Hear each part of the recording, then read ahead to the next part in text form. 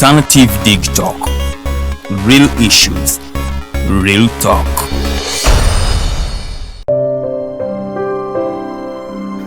Hey Ugandans, I'm Lieutenant Colonel Dewa Kiki, the Deputy Defense Spokesperson and actually the Deputy Spokesperson for the Uganda People's Defense Forces. I was hosted on Alternative Dig Talk. I encourage all Ugandans that this is the way to go. Always watch, participate, give your views and ask questions on Alternative Dig Talk. Dig Talk, the way to go.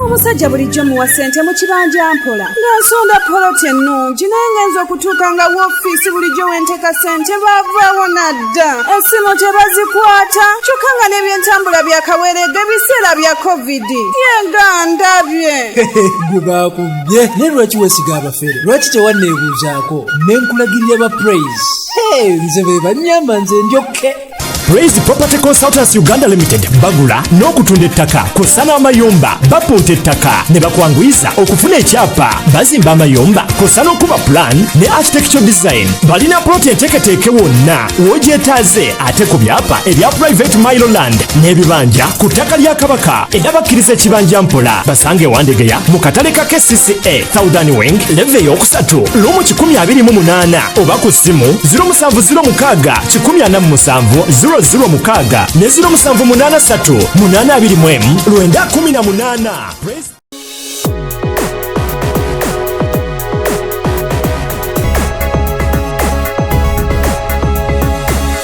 The Alternative Dig Talk. Real issues, real talk.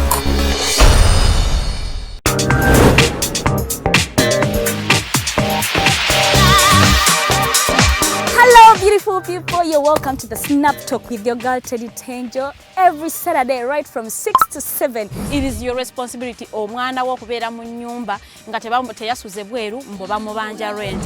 Koyo okulaba abalenzi abasajja abafunga butuufu tebabuulirirwa nga babulamu. Towerabira nti tuli wano ku the Alternative Dig Talk. Mukwano gwange gwali topic kiri wandyagadde twogereko. Is it about family? You can take your time. Look for a job, stabilize, men will come. Men will always be there, you will get the men. Bonna goyagala musajja yenna goyagala ojja mufuna. Embaga ketuuke. Bino bintu byasenga na ojja bafuna. Naye ng'oli asitudde tuyakedde ku makyabbaga nti nsitudde tu. Naye nga mutuufu agambye nti gy'akyali. Akyali muto. Is it outside family? Is it society? Oh, could it be relationships? Just be commenting nga topic yona gyandyagadde twogereko tujjako tujogera kwano ku the Alternative Dig Talk ku share enganzi the SnapTalk.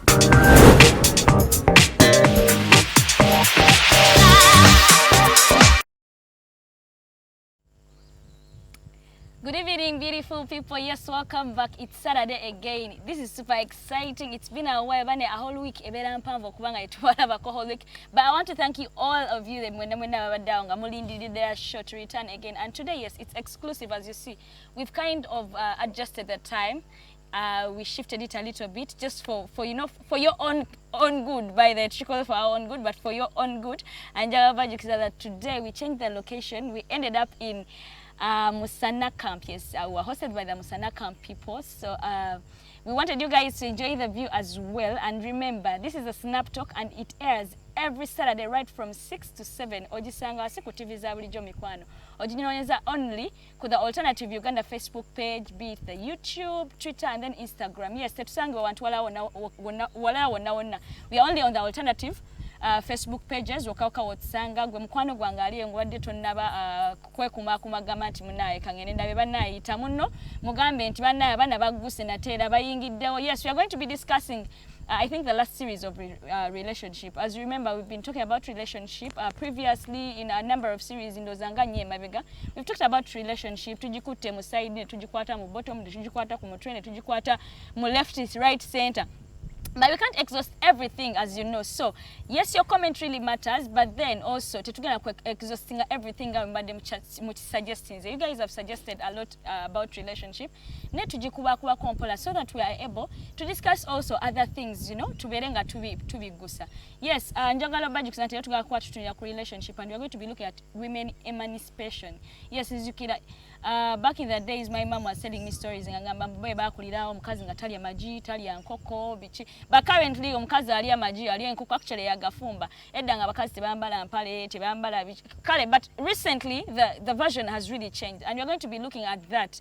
What are the impacts of, you know, the emancipation of women? You know, we've seen women equality, and tulaba abamu they have taken it for granted, abamu they have benefited from it, but to take it good faith.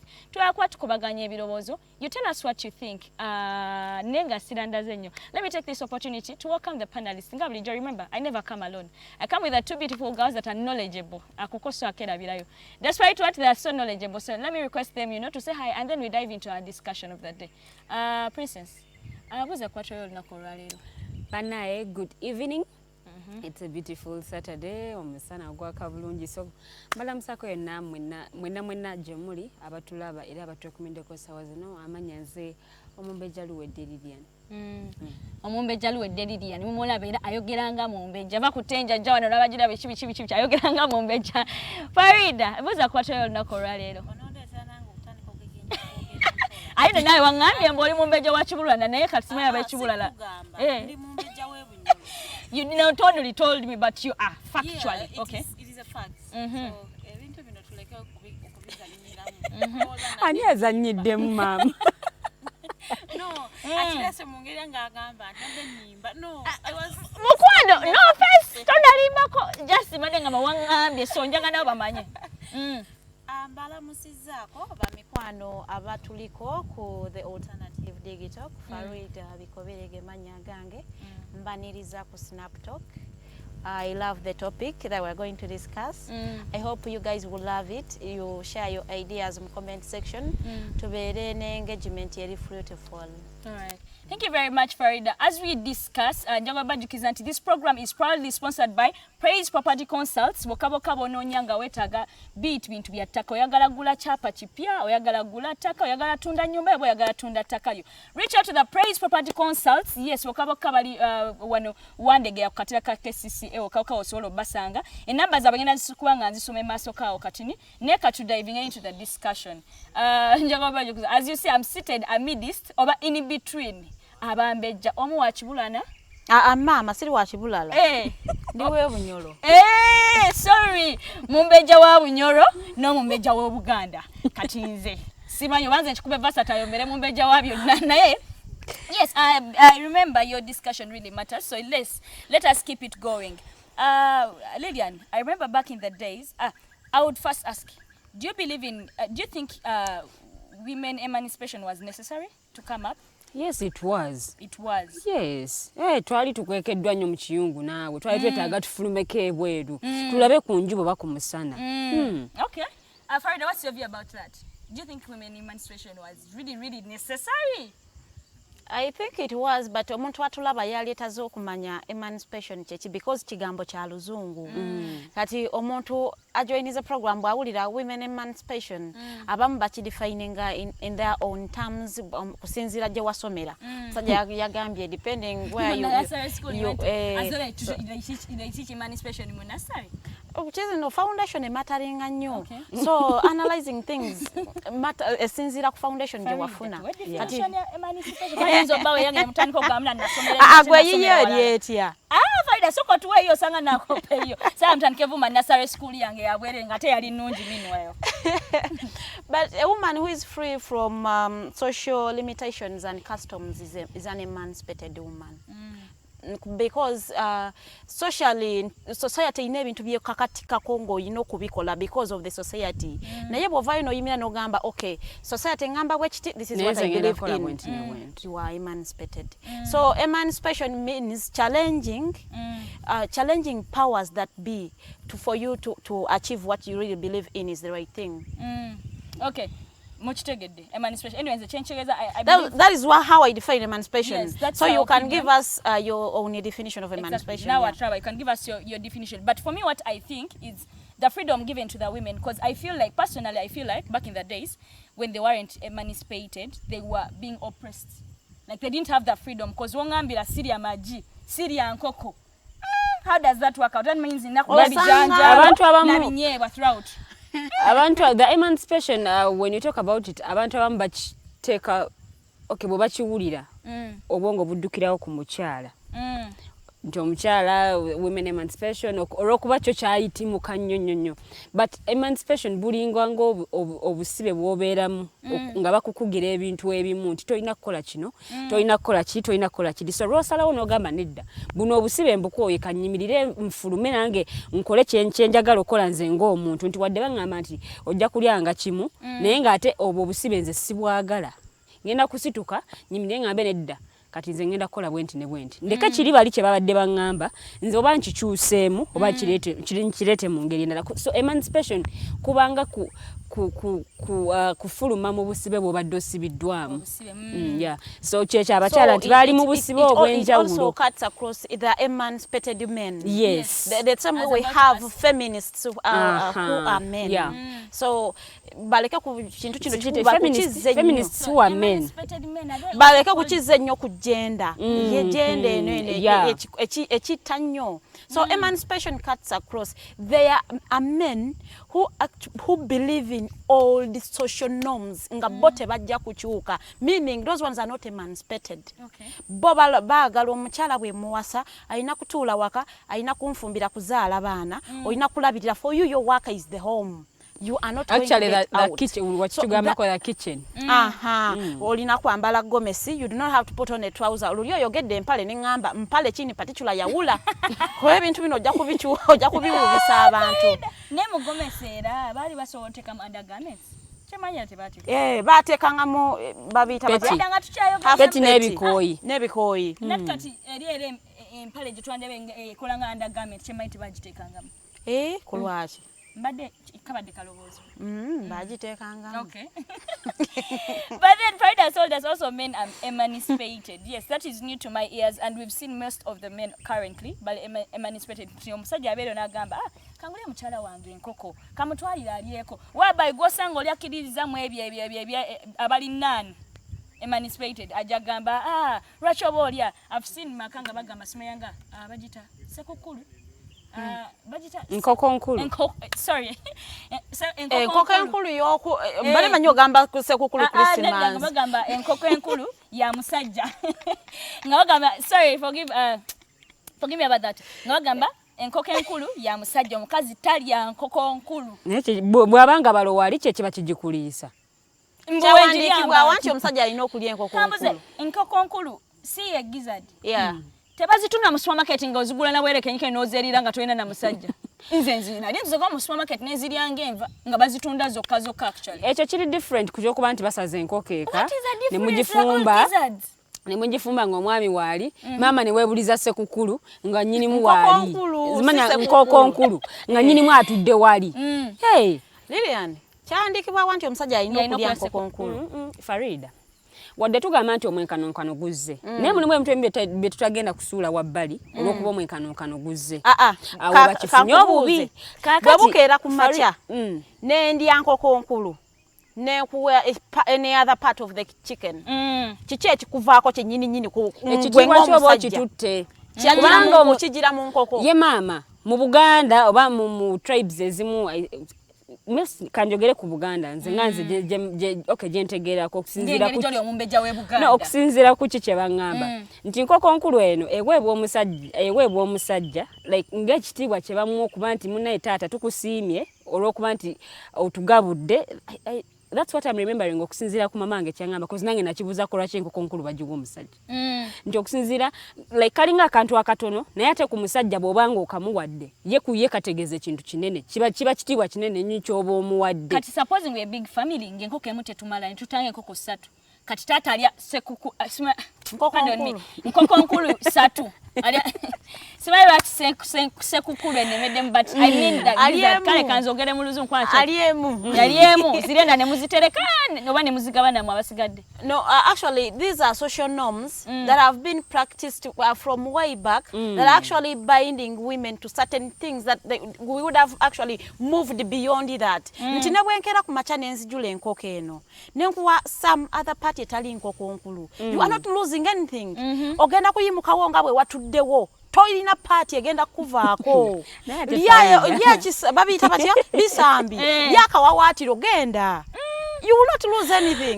Naye these social norms mbwe omusajja ali enkoko enkulu sobwe sijikuwa nozimba no bagoba n'okugoba omukazi ne bakusibirako wefudde omusajja mu maka muno kubalya nkoko nkulu ebyo ebintu ebimu men need to be educated nti bino ebintu byadda Farida wadde byadda mulimu ebintu ebitagenda kukyuka wadde ebintu byadda naye mulimu ebintu ebitagenda kukyuka ne bwe buli baddi omukazi tolifuuka musajja at any point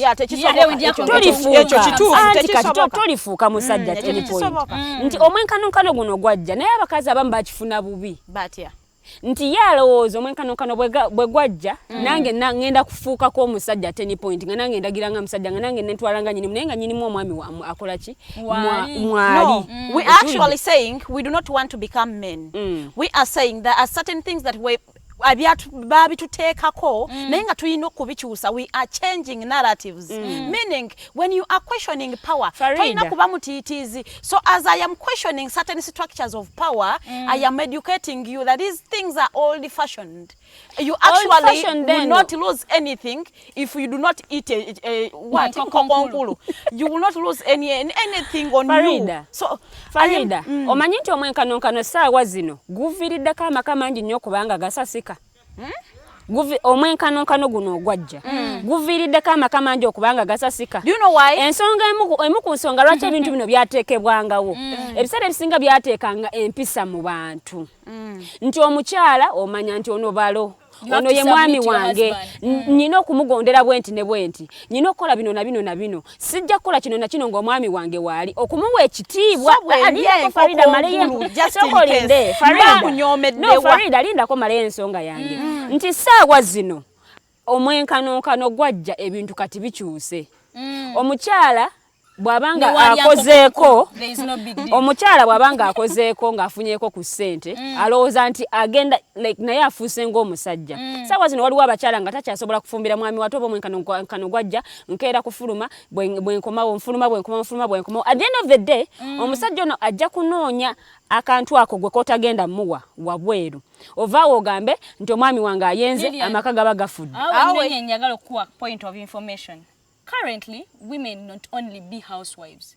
Omukazi akeera ku machanga inotegeka omwana we agende ku ssomero oba ateeka omwana amu dropping ku ssomero ave ku ssomero agende akole kuba ajjukiramu our series enkadde twali tugamba it's a 50-50 thing. If you're in a relationship or a marriage or anything, okay, you have to share bills. Techiri nti wa musajja ya ino chikola choka mbowago omukazi ofumbe bufumbi because it's different if I'm a housewife ngankera kumacho gwange gwakola chi gwa kufumba. So if I fail to come back in time okufumbira mujamwe Kampala no gwetulimu it is not my fault. It's not my own making.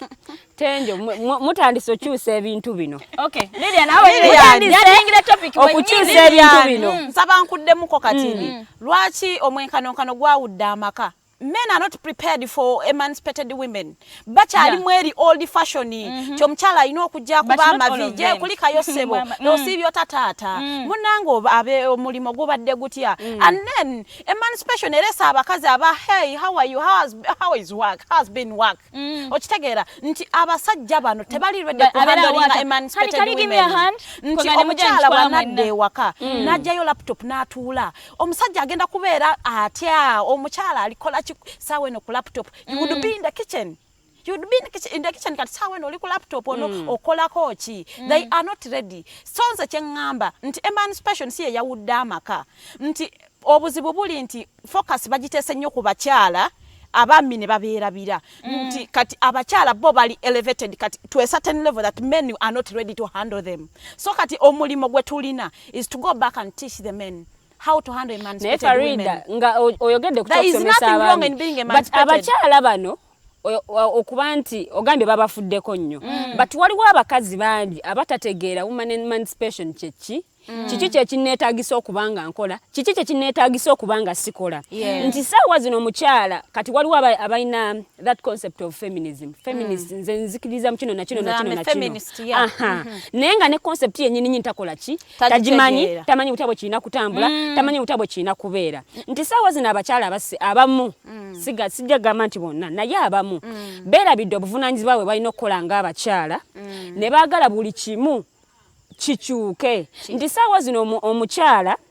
alemwa n'okwala obuliri mwe basuze n'omwami n'ayita maid namuga jangu oyo ali obuliri teerayo omwami wange amazzi kale bambi mutegekere n'engoye z'anaayambala okiwulidde nti olw'okuba ye akeera kweyuna ki mulimu at the end of the day bwe kinaabeera bwe kiti abaami bano like baagala nnyo attention baagala that care bwanalabanga gwe tokyaji ndako Farida maleyo ensonga yange nti bwanalabanga gwe tokyakimuwa okiwulidde yabwasa omukyala anaamuyambangako mu bino na bino obuvunaanyizibwa bwo obusudde olw'okuba oli mu bino mwenkanonkano bukola guno nakino nakiri buli kimu obuvunaanyizibwa bwo obulese at the end of the day omwami ono bwanalabanga maid afaayo nnyo okusinga gwe omukyala focus ye agenda kujijja kuggwe akuleko obeere mu emancipation yo naye akyuse amaaso agateeka ewantu ewalala nti ajja kwagala kubanga omwami bw'aba akomyewo waka asuubira oba omuntu gw'anayogera naye oba omuntu gw'ananyumiza oba nkooye kino bwe kitembwe kiti kibaddewo naye agenza okuddeeka oli bizi oli ku laptop oba oli awo n'abamu abeera ku ssimu kuno n'aginyiganyiga bw'ati nga talina kyakolako naye ng'aginyiganyiga bw'ati omwami n'asaba eki omwami alina kyasabye omukyala tamufuddeeko emmere ye eri ali mu microwave genda ogyeggireyo okiwulidde naye mulimu ebintu ebitagenda ebitalina kukyusibwa olw'okuba nti omwenkanonkano guno gwajja kyova olaba bamu mulimu ebirina okukyuka si bwe kiri nzikiriza waliwo ebirina okukyuka naye omukyala azuukuse n'ataala buliri that one is not an emancipated woman. That is a lazy woman. Anti kati kyekyo kyekugambye nti abamu tebategeera emancipation eno etegeeza ki kiki kyennyina okukola olw'okuba an emancipated woman. Okitegeera nti emancipation tetegeeza nti emirimu gye gyewako ino gireka because you are an emancipated woman. No. A career woman ni atema matokola nnyo. Nti ekyokubiri nti abantu tebaawula they don't draw a line between an empowered woman and an emancipated woman. But okubeera emancipated, it doesn't mean that you do not respect your man. When you are emancipated, I am just saying that certain social norms is about kakaatikako. Ze talina kukola ng'ebimu tebikyetaagisa. Kitegeera nti omukyala okay fine takufumbidde within the week because she's working. Emirembe gyedda abakyala baafumbanga because they were housewives. Ng'akeera ku makya omulimu gwe ogumugye ewaabwe kujja kuzaala abaana nakulabirira mwami. Saawa eno oveewa mmwe nojja n'ozaala abaana ate abaana obalabirire. Emirembe gyedda omusajja yalinanga full responsibility ku family. Saawa eno responsibilities tuzigabana. Last time nali nkugamba nti omukyala aleta 50 n'omusajja aleta 50 n'aleta 50 ki ng'oyagala nkeere taata nfumbe kyayi. Ku mulimu baneetaaga saawa 2 meaning ngenda keera ku 11 naza abaana bagenda ku ssomero nfumbire gwe omusajja kyayi agenda ku mulimo osanga weekozesa nze bankozesa kati nno kati neeyongereko situation y'okupapa nziruke ngende ku mulimo bampandisa apology y'okutuuka late naye nga it would have been okay singa ogenda ng'ogenda ku mulimo n'ofuna kacyayi kafe javas n'ogenda n'onywera ku office yo. That is okay. We have percolators at home. What do you lose? Do you lose any parts of your body if you go and boil water and put the tea in your cup and then go to mulimo? Because we are sharing responsibilities. We are sharing responsibilities. Like it is a win-win. Mpewula nange nkuwewuleko. Ku weekends when I am at home, I can cook for my man. I do not lose anything. Najines buno obudde bw'okukola nti tubeere bantu ak'obuntu katubeeremu. nti ono omukazi naye akoowa tasobola kudda ku mulimu nga gwe bw'ova ku mulimu ng'okooye n'otuuka ewaka ng'oyagala bakubiibiite nono omukyala akoowa kati ye bw'ava ku mulimu ayina abaana already ayina responsibilities ayina abaana ayina okulaba abaana bali batya balidde banaabye for you when you get home is otuuka n'okwata remote n'olaba amawulire biki ebigenze maaso mu ggwanga that is if if you have that urge to even know what is taking place mu ggwanga bw'oba toyina yagenda straight mu buliri ekyegulo kikusanga eyo newalabira nti nono omukyala akedde n'akola so nze kye ŋŋamba nti abasajja bakkirize nti abakyala baaluli baali tebalina kye bakola nga for them their work is their husband the children and the home. This time round abakyala bacontributing waliwo abakyala bacontributing 80% responsibilities z'ewaka ng'omusajja aleta 20 so you do not expect that woman akeera ku makya akirininga ennyumba alongosa abaana alabirire gwe omusajja agolole engoye agende ku mulimu adduka akomewo afumbe sapa like kiyitirira kimuyitirirako yensonga lwaki tufuna ba house helps nogamba Farida waliwo abaki abusinga nti oli agenda kufuna house help niyirabire n'obuvunanyizibwa bwe oba roles ze zalina okuplayinga nga omukyala. But then I'm just thinking, because just like she just explained, if every responsibility is mine, because technically we both go to work. Yeah. Fena tukera kumacha netuve waka as early as possible netugenda tukole. So why do you come gwe notikako TV olabe TV nze ngenda mu kinabiro nenetala nenkutera ya amazzi nvuddeyo nfumbye abana balikola homework but I have to leave even cooking nze gwe oli ku TV you can't even say okay she is cooking you say nenda kola amazzi oba let me bathe the kids okitegera okay waliwo maid yes maybe maid wali katikangeze maid aliku kangeze kali alikugolola ngoye waba ngoye zagola mulimu ezabana bazo kusomero mulimu ezafeza tugenda okukoleramu like you as a man you're not going to lose anything over war today no gamba omanchi babe olikola choli kufumba do you need my hand no bagame okay I don't need your hand call the boys or call your kids bagame do you have homework baje obayambe but then men have mistaken this thing in a way that you find that ye wajanga avudokola omanyi bakola nnyo ati bagamba bo bakozesa manyi fe tukozesa bichi bwongo ajako ye natikako TV before you know it nasumagira mu ntebo ina muzukusa munange mukwano waliwo abayita ba daddy that makes me you know, I think it's so funny for me. I don't know why. It is so funny. Daddy jango nabe. Daddy nazukuko. Nagenda nada. Nadia. Daddy nagenda nakerencha. Nera kola nnyo. Like it is technically no, you see, I started by saying there are emancipated women, but we do not have emancipated men. There are actually very few. So you can be emancipated. You are trying to run away from the norms that bind you to the old society, but your man hasn't been emancipated. So you are two people that have different concepts. So you know omusajja ali waka, ya achali muguli omulembe nti omusajja bwakoma we waka. Bamutera ya amazi mu kinaabi. Agokunaba. I am a woman who is running away from those old norms. I am saying, bwogenda mu kinaabi ne wetera ya amazi, you are not going to lose anything as I do some other stuff. So you have two people who have different concepts. So we are having men who are not emancipated. They still believe in the old fashions. Nti ye amanyi omukyala ayina okumulabirira era akugamba nze bwe nfunye maama owokubiri kati nze maama wange owokubiri n'amusanga wa neyerabira nti nono omukazi muntu akoowa bwokeera nogenda mu kinabiro nga siteeseeyo mazzi ne weetabulira amazzi go n'oganaba you don't lose anything for as long as nina engagements endala zenkola bwe mba siziyina putting their water has nothing to do with like sin, I do not lose anything. Naye mba nyine ebirala byenkola genda weetereyo amazzi ate totugubala nozimba nojjula mu sitting room tebakuteereddeeyo mazzi nozira sapa buli kimu abana n'obaboggolera because omukazi takuteereddeeyo mazzi mu kinabiro. These are small things Farida wadde bino byonna obyogedde njagala osooka ojjukiza abakyala bano nti this emancipation yajja okutujja eri mu kiyungu okutuleetako wano mu light tulabe ebintu ebimu batukole ku bintu ebimu naye teyajja kuba nti tugenda kwerabira obuvunaanyizibwa bwaffe we wavudde obuzibu nti responsibilities of a woman in the house Farida sokolindeko responsibilities omukyala olina obuvunaanyizibwa bwo bw'olina okuplayinga ng'omukyala n'omwami alina obuvunaanyizibwa bwo naye omukyala olina kwata obudde bwo n'obudividinga n'omanya nti buno obudde ngenda buwa wana abaana obudde mbuwe mu kufumba obudde mbuwe emirimu obudde mbuwe omwami naye obuzibu obuliwo obumu Farida ye akikola ddi kati ndako buno obudde bwa mukyala wange buno obudde bw'abaana obudde bwange because that's what I want me to do it. Farida, The man should also do it. Bwolemerera okudividinga this time.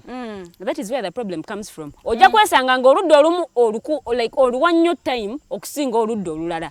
Nti bw'onosalawo okwekubira side ng'owa abaana obudde omwami ajja complaininga nti ze tompa budde bw'onoobuwa omwami abaana bajja complaininga bw'onaaba obuwadde family omulimu bajja complaininga nti yo towaayo time. So kiddayo ewuwo ng'omukazi okudividinga this time nomanya nti this time nyina gikozesa kino eno time nyina gikozesa kino eno time nyina gikozesa kino neno time ina kola kino so that obalancing obuvunaanyizibwa bwo oleme kwejjako kiri nti omwenkanonkano bwe gwajja ye ate abafa obuvunaanyizibwa twabusuula. Thank you very much, Princess. Awo wenyini onyera tusimbe akati muwulidde the girls are arguing tugamba kino tugamba kiri but then my advice would be like you guys waliwo ebintu toyambe my mom usually says toyambe atugamba mweyambe mu bitono mbayambe mu binene bw'obanga omanyi ogenda kwasa omwana w'abendi omwo ovunaanyizibwa bwonna weeyambe mu bintu ebimu zimba ennyumba yo giteekemu hiita abeere nga talina kuteerayo mazzi nga hiita ngeri inbuilt kola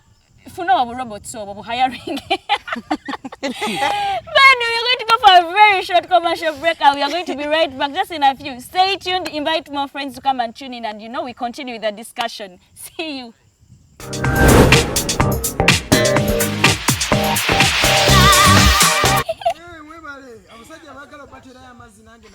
Hey, wateka hitters mu nyumba zaabwe nga tebalina kuteerayo. Mbufukamirira ng'ompa emmere.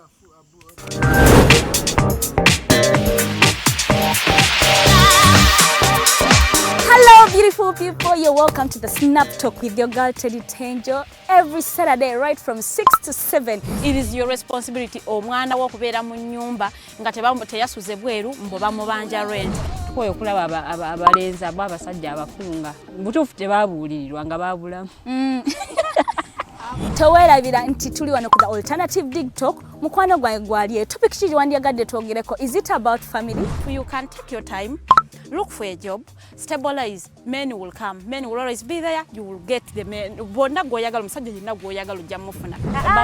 Embaga ketuuke bino bintu byasenga na ojja bafuna. Naye ng'oli asitudde tuyakedde ku makyabbaga nti nsitudde tu naye nga mubutuufu agambye nti gy'akyali muto.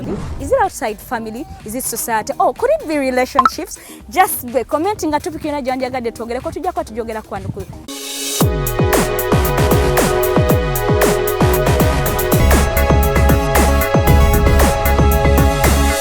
The Alternative Dig Talk. Real issues. Omusajja bulijjo muwa ssente mu kibanja mpola ng'asonda poloti ennungi naye ngenza okutuuka nga woofiisi bulijjo wenteeka ssente baavaawo nadda essimu tebazikwata kyokka nga n'ebyentambula byakaweeredde ebiseera bya covid yenga ndabye gwe baakubye naye lwaki weesiga abafere lwaki tewanneebuuzaako ne nkulagirira ba praise nze be bannyamba nze njokke.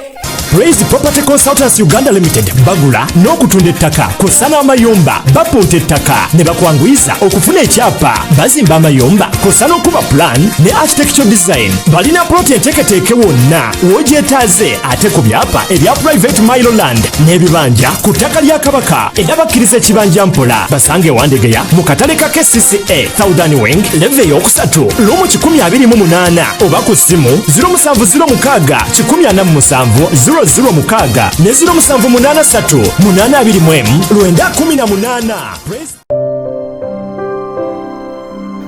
Hey Ugandans, I'm Lieutenant Colonel Dewa Kiki, the Deputy Defense Spokesperson and actually the Deputy Spokesperson for the Uganda People's Defense Forces.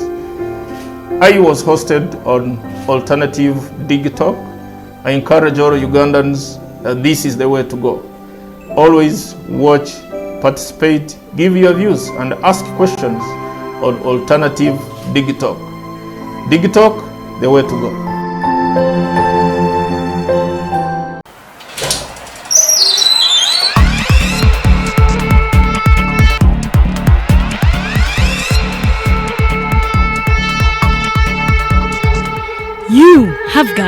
get up pretty early to go do something.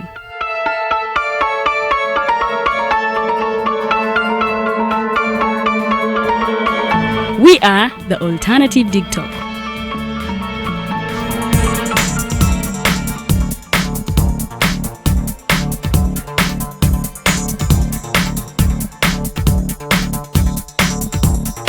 With our mobile studios, we are redefining TV presentation just as technology is setting the pace.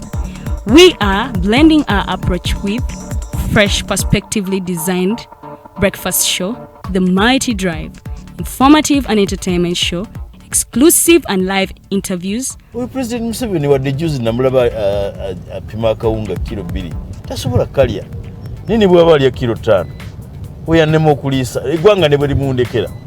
Njagala kwebaza the Alternative Dig Talk etuwadde kano ka Mighty Drive era n'abatuwuliriza bonna abali ku mikutu njagala basaba mugendo maaso n'okuwuliriza. All given to you just a click away on your phone, tablet, laptop and smart TVs as we are streaming live on our social media platforms, on the road and on the go. We are the Alternative Dig Talk.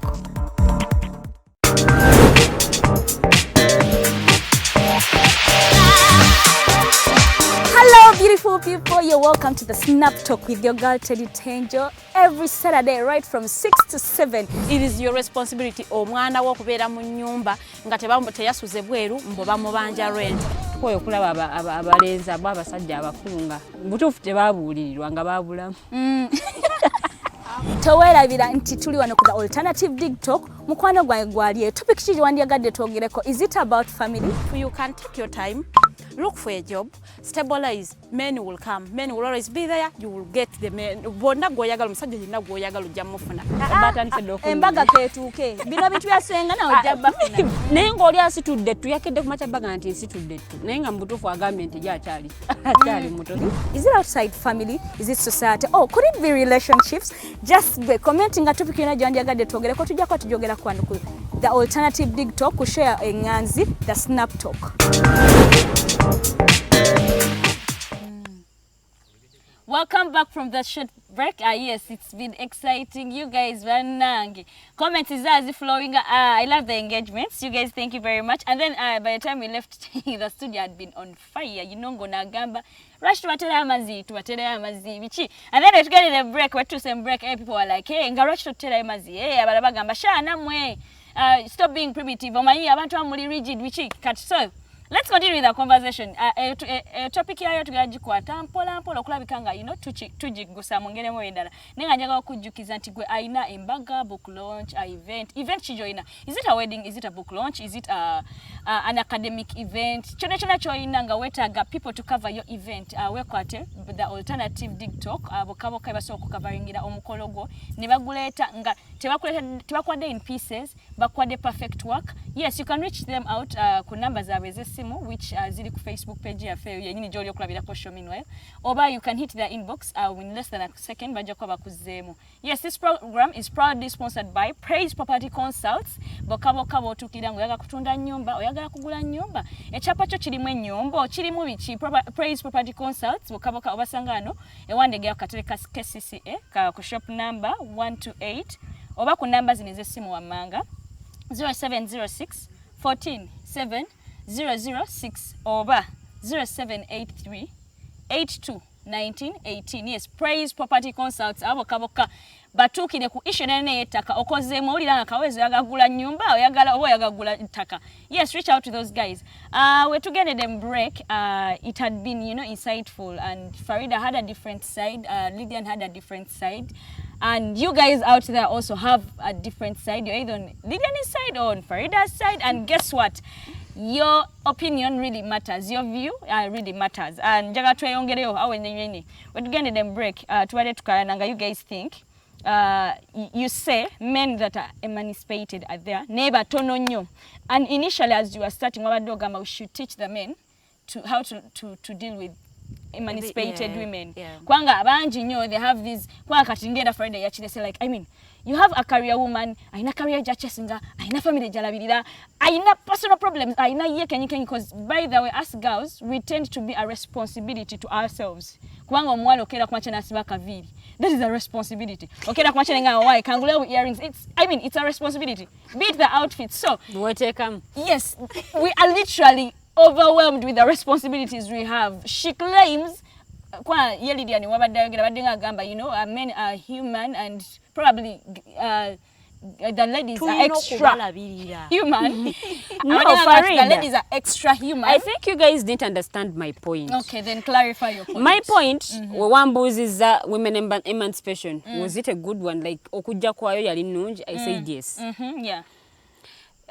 Nti emancipation neno nzena okujja kwayo sikuinako buzibu. But the biggest problem I have is the people abatategera the concept ya women emancipation. Nebaji unchita abusing oba nebaji misunderstanding nga China kola oba kola mu the opposite. Nti abakazi kati ngabo nowulira ngabo nowulira abantu abamu abogera feminism nenga ne concept ya feminism tajimanyi kati yakola buli kimu kyakola ngaloza yes ame feminist nze nkola kino na kino feminist abera bwati ne bwati bwe wavudde obuzibu nti abakazi abamu batandise n'okulinnya ku basajja baabwe. Like nga yagamba nze bwembanga ndi oba ndi feminist sina kola kino na kino sina kola kiri na kino nga tete yategera concept ya feminism eno nti tekikujjako kuba nti osigala oli mukyala ewaka osigala olina omwami ono muwe ekitiibwa tomuyisa mu maaso nze awo wekawuka we nina obuzibu nti abakazi abamu bo we baawulira nti omwenkanonkano guzze n'agamba kati awo engeri gye batujje mu kiyungu ne batuteeka emiryango oba engeri gye batujje emmanju ne batuteeka emiryango oye kati weeyagale kati awo abamu we bava n'okusuula obuvunaanyizibwa bwabwe nti ebintu byalina okukola ebimu nti kuba Farida agenze n'agamba nti waliwo ebintu ebimu ebirina okukyusibwa naye abakyala abamu yalowooza nti kino ngenda kirekawo olwokuba kino kizze ate nkole kye siina kukola olwokuba nti nze nzikiriza ndi emancipated ndi mukyala kino na kino nayisa maaso mu mwami we nga takyamuwa kitiibwa ate oba nze nange kati ndi mukyala nkwata ku ssente oyaba talina mpisa nanti kati olaba Farida obuzibu obuliwo nkyekyo kyekugambye nti abamu tebakitegeera n'omuntu atalina mpisa omusiiwufu w'empisa no waliwo abakikozesa naye kweka mu kiri nti naye ali emancipated naye nga mu byaddala ye teyategeera emancipation kino kyeki concept yayo egamba ki kiki tulina okukola. Princess is right because I've seen those that think I mean you're my husband okay yes I gave birth okay yes but you are not my obligation like I mean I'm independent, however much we are family, I'm independent. I mean, why not? They feel like that emancipated enough. They ought to have their rights. You know, educated to go family. Some people know their rights more than their responsibilities. Yes. No, the thing is, bwenkera kumacha nenve waffe. Nenjija nenkufumbirwa. Kabonera akalaga nti I am below you. Like mbasigenda kwewanikako. Singa nsobola okuva waffe. Nengenda nempangisa ennyumba eyange oba nenjizimba nenkuwasa awo babilo me because nze awasiza igwa mukyala naye bwenve waffe nenjija but even in the first place do you marry nenfumbirwa omusajja that is another discussion for another day because people always have reasons why they decide to do what they do so an emancipated woman abantu bedda tebasomanga so we are saying girls should go to school. Basome, do you believe there are men who do not want educated women? Yeah, true. Chitufu. Those are not emancipated women. Omuwala asomye Farida. Omuwala asomye. Tenda ina kantu kayogedde nenkagala. No Farida. Tenda ina kantu kayogedde nenkagala. Agenze n'agamba nti people know their rights. Nnyo n'okusinga responsibilities zaabwe nti yajja kumanya nze ndi entitled okukola kino ndi entitled ofuna kino ndi entitled ofuna kiri naye obuvunaanyizibwa bwe nga bo tabumanyi abasajja beerabira nti women have careers women have dreams. When a woman leaves their home, najja mu nyumba y'omusajja. Omusajja akutwalira mu dream ye, line ya dream ye mwayagala otambulire. Naye erabira nti you have your own dreams you want to chase. You have your own career you want to build. You have a brand. You also building something. What you believe in, ekitali kiche. That is the problem. Nti omusajja bwakuteeka ewuwe, alowooza olina kukkiriza buli kimu ekiche. At times, at certain point, we are going to have different ideas or ideologies about certain things. You see, I am not running away from my responsibilities. I am telling you, I'm chasing my dreams because before I met you, I had dreams. I had dreams that even before I met you, I was chasing them. But you also accepted you also accepted to get married to me. Getting married doesn't stop me from chasing my dreams. But I didn't sign up for being oppressed because you olaba kati kyekiringa Teangel kuba nti oyina omulimu gwokola Lilian okuva ku macha discussion yen. Could you just give me the 10 a few responsibilities of a woman in a home? Omukyala first and foremost oyina okulabirira omwami wo. Omwami wo omukyala oyina okubanga osobola okubanga ofumbira balo. Ndaba Farida akiganye takyagalira ddala. Nkulabira ddala nga tokyagala. Nti obuvunaanyizibwa bwongo omukyala bwe kyedda ku baana oyina playing a role ya maama. Oyina playing a role ey'omukyala. Nti waliwo omwami n'omukyala.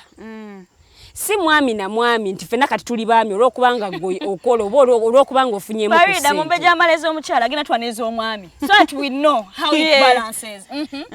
We continue tugende ddala maaso. Omukyala bwe kiba nti omwami ayina family ye ewaka abantu abamudipendingako omuyambako mu bya finances oba okumulagirira butabwa alina okutambuza ssente nti oba ensaasaanyayo bweti ne bweti ne bweti nti oba okumuzimba bwe kiba nti kusaasanya ssente amanye butabwa alina ozisaasanya na butabwa atalina kukola ki bw'atalina kuzisaasanya. So n'omusajja naye alina responsibilities ze ng'omusajja nti omusajja olina okulabirira famire yo. Okiwulidde olina okuwa mukyala w'ekitiibwa olina okumwagala n'omukkiriza. Responsibilities ez'omukyala zitake in a one day space.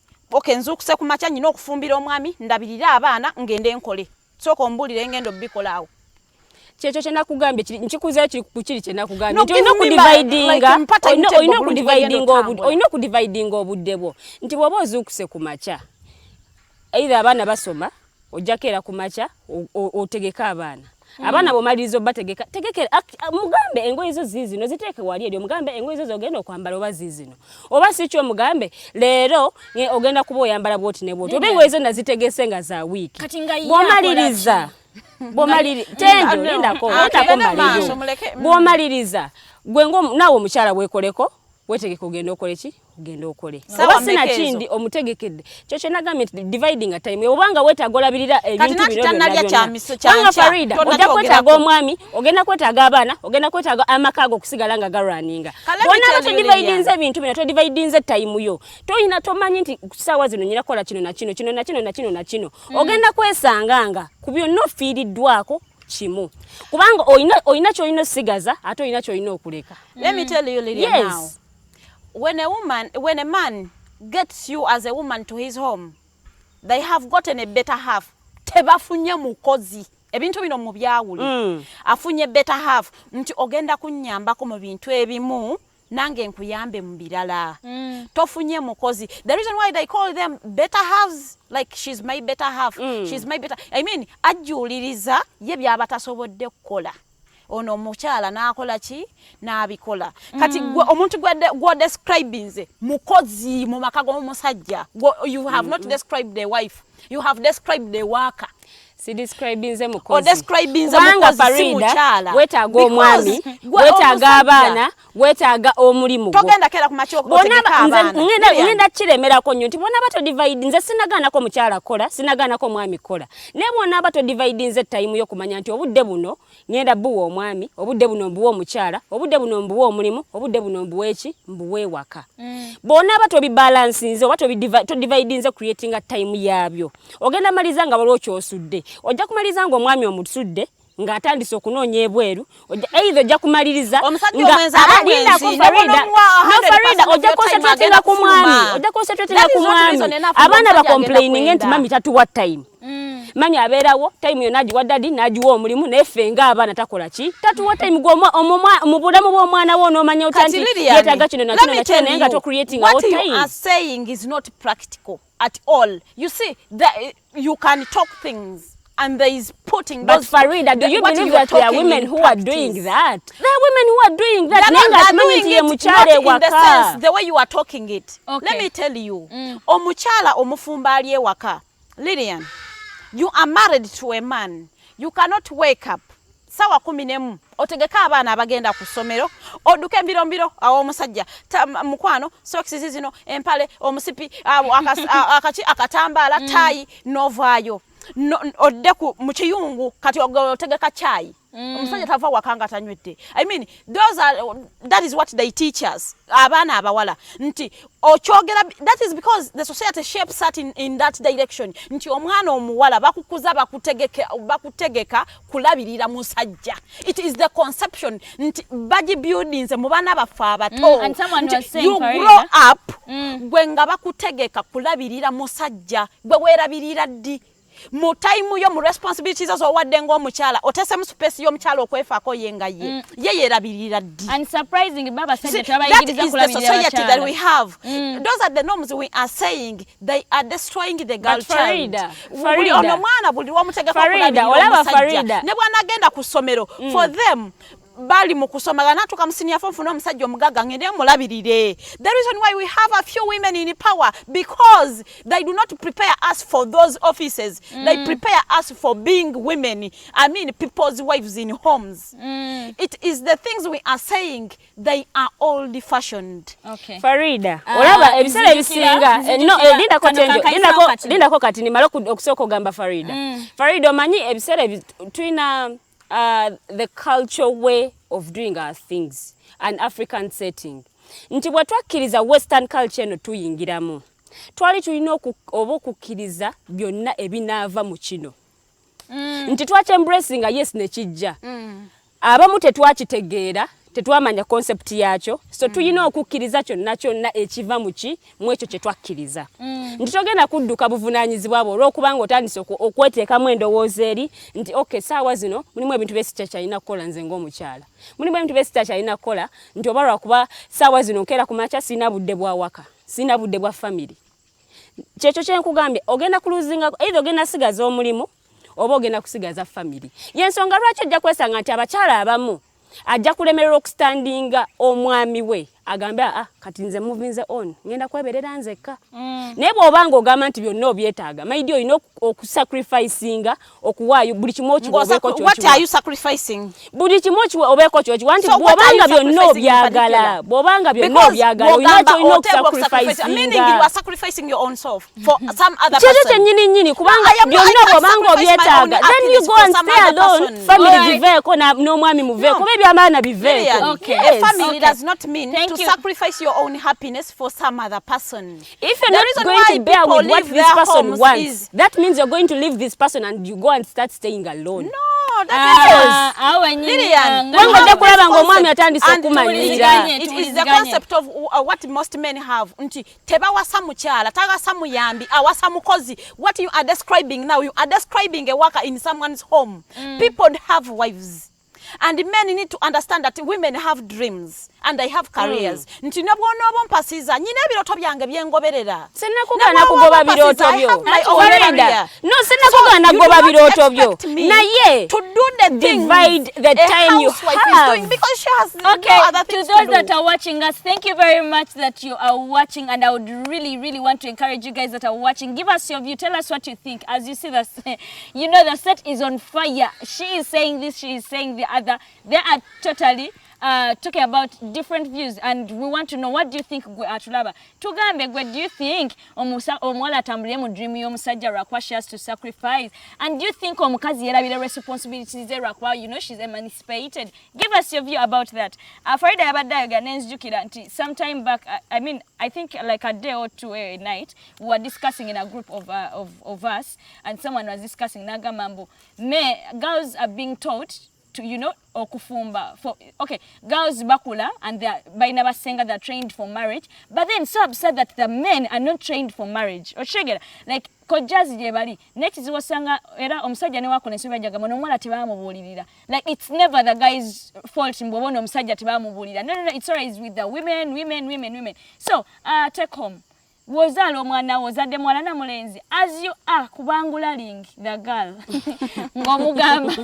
ngomugamba mwana ngogumanga mufumba bakola batinye bati tell the guy as well. My mom used to tell my brother ngamugamba kunsiya katonda tebakuba mwana muwala tebakuba bakazi. So at least as you are wobera obuliri omuwala tokoma ku mwala yeka kwa si afumba yeka makagaberamu abantu babiri n'abasajja nabo babulire. Farida yagambye that men don't know, men need to be taught how to handle emancipated women, and the men stop being rigid and say chuka, as they say the world rotates, and say the kuchuka very fast. So if possible, let us be flexible in one way or the other. Yes, the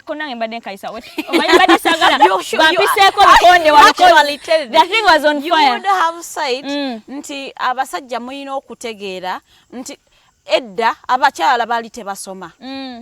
This time I take my time ne batukuba kibooko kuva mu P1 tata wange nanteka mu sente up to university. They do not teach me to come and sit in your home and take water for you to bathe. My dad has prepared me to go out there and compete with the men.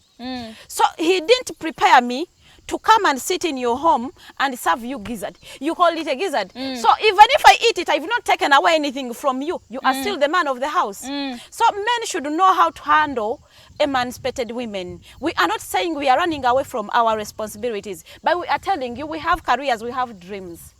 So those times nti abakyala bali batambulira mu biroto by'abasajja nti agenda kuwasa akuteke waka kugambe njagala baana 8 ogenda kungamba njagala 8 nkugambe nzaala 2 okitegeera obuzibu abo we buva nti oli agenda kugamba nzaala 8 otambulira mu biroto bye obukubewo ngambizi papa kubukumu after 2 years obukubewo abo bamama bafete museka bazalanga baana dazi kubana 12 n'abakubira awo omusajja naye nga tatudde kulowooza abaana bano benzaala bonna bo banaabeera batya mwene ensi. Abaana bano banaasoma. An educated woman raises educated kids. Chances are low nti omukyala atasomye agenda kwefiriza sente ze asomesa abaana. She does not know the essence of going to school and all the advantages. Neto labyeko abakyala batasomye nga baweredde abaana ne babasomesa nga bamalako ng'agamba nti nze saasoma gwe soma. If we rate them on a scale of 10, how many abakyala batasomye nga bayina abaana abasomye? The chances are low. Nti omukazi asomye amanyi omugaso gw'okusoma, so agenda kubirira omwana wasome. Omukyala atasomye agenda tegeka omwana w'omuwala amusindike mu nsiko gendo kyalira ensiko, because she is preparing you for a man. Omukyala asomye, she is preparing you for the world. Bwe mutwe mwagala n'okujjawo ebintu bye twakolanga ebyobuwangwa mbukubanga mulimu emancipation. Twawulirako mubaka yali atese ekiteeso ekyo ekyaki stopping abaana ogenda okuvisinga the bush. Omuto ow'emyaka 8 gwosanze mu ssomero n'omukakatikako ebintu ku mubiri gwe byatakonsetinze oba ayagala oba tayagala kikyamu. Let the girl grow aweze 18 asalewo oba ayagala okyalira ensiko oba tayagala. Okay, Farida, do you think emancipation tuleetedde okuva ku byobuwangwa n'ennono? No. It is because abantu bachifunye mu perspective mbi. Ebyobuwangwa, they are cultural things nga tebikyakola makulu. We are in the 21st century. You do not think nti ebintu ebyakolanga amakulu edda mu mirembe gy'abajjajjaffe bikyasobola okukola amakulu saawa eno, nti saawa eno Lilian tebasobola keera ku makya ne bakuleetera omusajja n'ogenda naye. Edda bamaama baffe baabalabiranga abasajja nga bakuleeta ne bagamba oyo yebbaawo era bagendanga bakaaba. Saawa eno Lilian tebasobola kukakatikako omusajja n'omutwala naye. Naye omanyi nti bafumbanga Maria n'amalamu emyaka 5 nti saawa zinafumbayo wiiki n'anoba. Bakuwa omusajja n'ogenda naye. Bakulabidde omusajja yoyo omusajja mama gwogenda naye nowetandika okwetegeka. It should be a yes or no, don't explain. Farida, do you know some families it still happens? Lilian may not, but I know of a family that a kid bamugamba you know much twafunye haja aliwe but never. Omanyi Farida, but these things have changed. They have reduced Farida, because people came out and talked. Omanyi nti edda bawasanga nju nti amaka gagundi abaana bali bwe bati ne bwe bati abaana bali bwe bati ne bwe bati linda ko maleyo no linda maleke songa yange no bawasanga nju nti omwana ayina empisa bwe ziti ne bwe ziti bamumanyi nti omwana wawe akuzaalibwa ati ne bwati naye saawa zino besanga mu kibuga yensonga lwaki nti saawa zino kusanga obufumbo buwangadde emyaka 10 si kye kintu ekyangu kyo gy'okusanga nti edda bafumbanga n'amala emyaka 5 ng'ali mu ddya ne ba celebrating ne bakuza n'abaana wamu naye saawa zino yensonga lwaki tugenza okwesanga nga families zaawukanye ba single parents bangi nti omwami ali eno n'omukyala ali eno. Yes, that is one of the causes. Nti abakyala omwenkanokano bo bakitegeera bulala n'alekawo family ye n'agamba nti kati omwami kankute nze kagende neekuliza abaana bange ng'omukyala. Emancipation not in the direction of omwenkanokano because when we talk about equality you lose the identity of sexuality. I defined emancipation in terms of running away from certain social norms that bind you to stupid things. You defined it as you are defining emancipation to equality. As we are starting, when you look at emancipation to equality, because when she was introducing the topic, she introduced it in women emancipation, and that is what we are looking at. She introduced the topic about the women emancipation. Yes, and that is what I'm talking about. Emancipation. The concept of emancipation doesn't come with equality anywhere. No. But don't you think that women are overdoing it? Then don't you think that women are overdoing it, Farida? It's what a yes do you mean or no? overdoing it? Overdoing what? This concept of emancipation, abakazi bachisusa. Bachisusa. No, abakazi bachisusa. Abakazi bachisusa n'engeri gye bakolamu ebintu byabwe nti bali bize bagamba nti smart culture n'ebintu byetuteekako bye tutalina kubanga tukola ne this emancipation essene culture yaffe nti saawa zino ojja kwesanga ng'omwana atambula ali bwereere mbulwokubanga nze ndi kati ndi women smandi emancipated in one way or the other. Wekiwulidde nti ebintu bye twakolanga ebintu ebyateekanga empisa mu bantu nti saawa zino abawala abasomyeko alabanga ebyo omuzaayo mu kikadde omugamba nti yambala bulungi obeere decent yakulaga nti omulembe gukyusa tuli mu 21st century. Naye ng'ekyo tekikujjaako kuba nti oweebwa ekitiibwa kyo nga omwana omuwala nti yensonga lwaki edda abawala baweebwanga ekitiibwa ng'agenda okufumbirwa ng'ekitiibwa kyo naye kati saawa zino buli kimu okitambuliza wabweru buli kimu bakirabyeko baba beegomba kulaba ki. Yensonga lwaki nti n'abawala saawa zino abamu tebakyafumbirwa ng'alabira ddala obufumbo tebulina makulu yasobola okubeerawo nga tafumbiddwa. Yes. Ng'owumba. Wano wagenda okubanga nsiibulira. Mwebale. Nawe mulidde engeri wawumbye nadda ku Omumbejja. Farida, your closing remarks about emancipation and you not treat it, we call it a day. I want Lilian to go back and read about emancipation and understand that emancipation doesn't come with equality.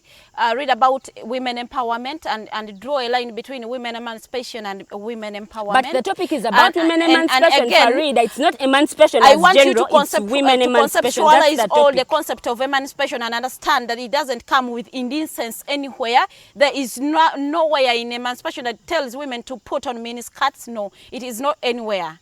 But anti abasomyeko be bakola ebyo. Edda ate abaana bayambalanga enkunamyo.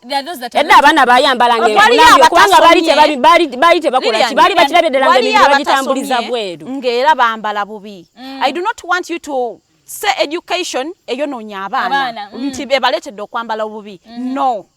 Emancipation doesn't tell anyone nti yambala bubi. Education eyambyeko abaana abawala okubaako ab'omugaso mu nsi because luli balinga omulimu gwabwe babategeka kulabirira basajja. Right now maama atina omwana omuwala nga gw'omutegeka abeera omukyala omulungi mu bufumbo in a society of the 21st century omwana w'omuziika. Because in this century, omuchala are taking a 50% of the family responsibilities and the man is taking the 50%. Ye omutegeka alabirira omusajja, there are women out there who can offer sex. But what else do you offer?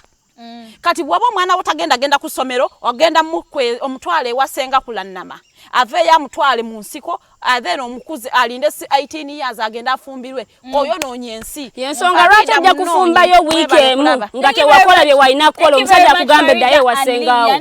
This has been really insightful. You guys have commented, but as you see, I barely managed today because to say you know, to let you know it's like this and this and this and this. So that's why I've been so unable to read you know, your comments today. But thank you for staying tuned. It's been really nice to have you guys here. Njagala okujukiza go ina alio ina kalango chi. Do you have any advert you'd want us to play on our platforms? Yes, comment in our Facebook inbox to Gambe. We shall be answering you in less than a minute. Then go ina event, be it an academic event. Reach out to the Alternative Uganda Facebook page to send a message to Kudamu shortly. Remember, it is the SnapTalk with your girl Teangel and then the two beautiful girls Farida and then Lilian. It happens every Saturday right from 6 to 7. Today it has just been exclusive. That's why I took a little early. And remember, later they hosted at Musana Camp. Yes, see you guys next Saturday. Ciao.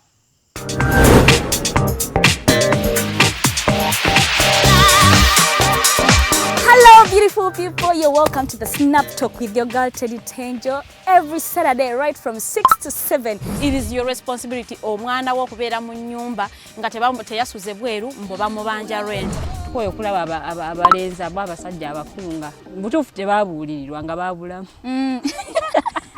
Towerabira nti tuli wano ku the Alternative Digtalk. Mukwano gwange gwali topic kiri wandiyagadde twogereko. Is it about family? You can take your time, look for a job, stabilize, men will come, men will always be there, you will get the men. Bonna goyagala musajja yenna goyagala ojja mufuna. Embaga ketuuke. Bino bintu byasenga na ojja bafuna. Naye ng'oli asitudde ttu yakedde ku macabaga nti nsitudde ttu. Naye nga mubutuufu agambye nti gy'akyali muto. Is it outside family? Is it society? Oh, could it be relationships? Just be commenting a topic yona gyandiyagadde twogereko tujja kwa tujogera kwano ku the Alternative Digtalk ku share enganzi the SnapTalk.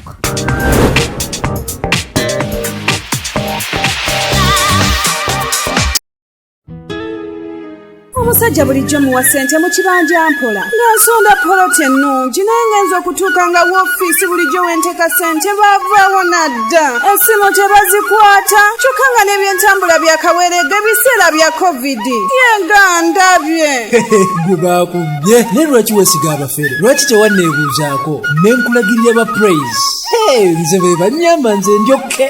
Praise Property Consultants Uganda Limited bagula n'okutunda ettaka kw'ossa n'amayumba bapunta ettaka ne bakwanguyiza okufuna ekyapa bazimba amayumba kw'ossa n'okuba plan ne architectural design balina ploti enteeketeeke wonna w'ogyetaaze ate ku byapa ebya private Miloland n'ebibanja ku ttaka lya Kabaka era bakkiriza ekibanja mpola basange ewandegeya mu katale ka KCCA Southern Wing leve eyokusatu lumu 128 oba ku ssimu 0706 006 ne 0783 821 918.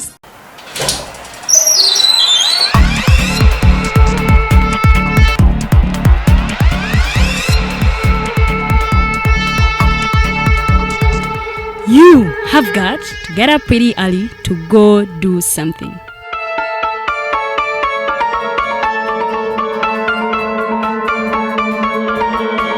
We are the Alternative Digtalk.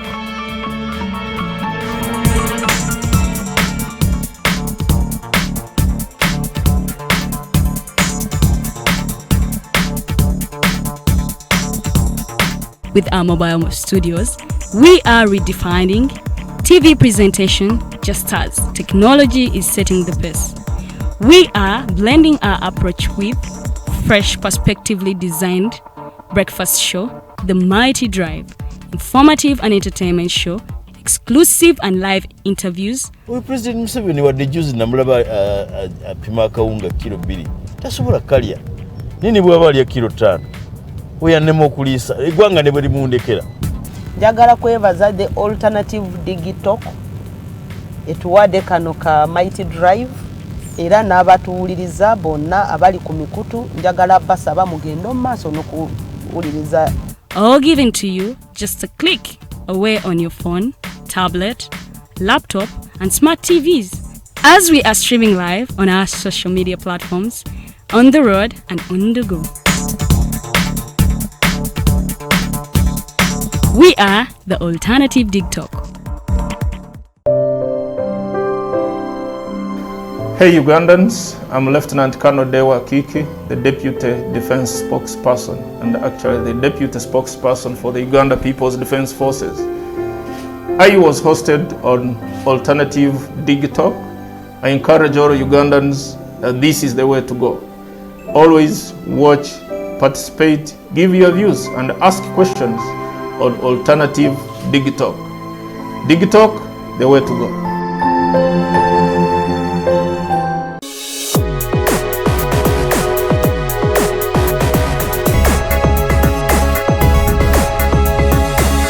The Alternative Digitalk. Real issues, real talk.